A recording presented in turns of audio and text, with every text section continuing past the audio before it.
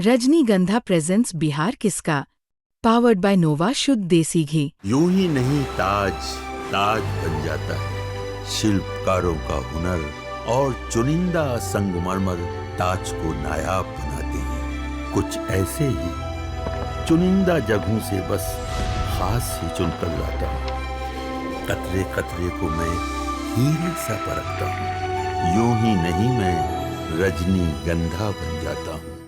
नमस्कार, बिहार तक देख रहे हैं आप और आपके साथ मैं हूं आशीष अभिनव। देखिए, इस वक्त की बड़ी जानकारी आपको दे रहे हैं और बड़ी जानकारी मोकामा से जुड़ी हुई। जी हां, दुलाल चंद यादव की हत्या के बाद प्रशासन पूरी तरह से अलर्ट मोड पर है और अब चुनाव प्रचार में कोई भी प्रत्याशी जाएंगे उनकी निगरानी की जाएगी। बड़ी जानकारी इस वक्त की हम आपको दे रहे हैं और इसको लेकर बयान जारी किया गया है। चुनावी हिंसा के बाद प्रशासन ने यह बड़ा फैसला लिया है कि उम्मीदवारों को मजिस्ट्रेट और पुलिस की निगरानी में चुनाव प्रचार करना होगा। साथ ही साथ चुनाव प्रचार जब वो करेंगे तो इसकी वीडियोग्राफी भी कराई जाएगी।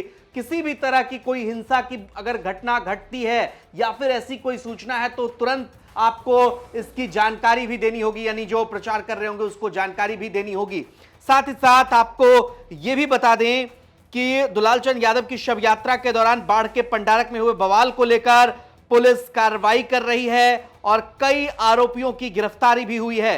इसको लेकर एसडीपीओ राजेश कुमार ने बयान जारी किया है और बयान में क्या कुछ कहा ये सुनिए आप। इसका उद्देश्य ये है कि जो भी कैंडिडेट्स जा रहे हैं, जो उनका जुलूस निकल रहा है, जो उनका रैली हो रहा है, जहाँ भी वो मूवमेंट कर रहे हैं, तो इसकी जानकारी हो और कोई घटना दुर्घटना नहीं हो रास्ते में। इसके लिए पुलिस बल, वीडियोग्राफर और मैजिस्ट्रेट के साथ तैनाती करने का आदेश निकला और हम लोग इसको इंश्योर करा रहे हैं कि बिल्कुल शांतिपूर्ण ढंग से चुनाव प्रचार हो और बिल्कुल भयमुक्त वातावरण में चुनाव का कार्य संपन्न कराया जा सके। तो ये सर किसी पर्टिकुलर प्रत्याशी के लिए, सब प्रत्याशी के लिए किया गया? नहीं, इसमें जिन ये थ्रेट परसेप्शन के हिसाब से आकलन किया गया है और मुख्य जो प्रत्याशी हैं उनके बारे में आरओ साहब के स्तर से आदेश निकला है और उनको हम लोग सिक्योरिटी प्रोवाइड कर। तो इसमें क्या अनंत सिंह, सूरजभान सिंह भी शामिल है क्या, बीना देवी?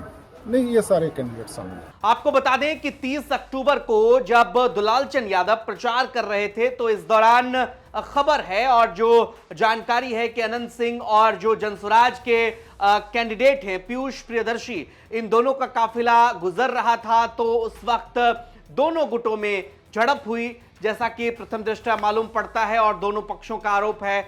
इसी दौरान घटना घटती है और दुलाल चंद यादव की हत्या हो जाती है। उनके शव को जब पोस्टमार्टम के लिए लाया जाता है तब भी देखा आपने कि किस तरह से जबरदस्त भीड़ उमड़ी थी। निश्चित तौर पर मोकामा की इस घटना ने कई सवालिया निशान भी खड़े किए हैं और अब प्रशासन ने यह बड़ा फैसला लिया है। इस फैसले का असर साफ तौर पर चुनाव पर देखा जा सकता है कि किस तरह से प्रशासन जो है मोकामा, चूंकि संवेदनशील क्षेत्र माना जाता है चुनाव के लिहाज से, कई राजनीतिक विश्लेषकों का कहना है कि देखिए मोकामा में पुराना दौर लौट आया है जब एक जनसुराज समर्थक की हत्या हो जाती है और दुलाल चंद यादव उस क्षेत्र में एक बड़ा नाम भी, अपराध से भी उनका नाता रहा है और कुछ समय तक लालू प्रसाद यादव के भी वो करीबी रहे। उनकी हत्या के बाद से मोकामा में पूरी तरह से इलाका में जो है वो तनाव फैल जाता है और तनाव के मद्देनजर पुलिस ने अब ये, प्रशासन ने ये बड़ा फैसला लिया है कि इस चुनाव में जो भी कैंडिडेट होंगे उनको उन पर निगरानी रखी जाएगी। पुलिस प्रशासन को उनको तमाम तरह की जानकारी दी जाएगी और वीडियोग्राफी भी होगी।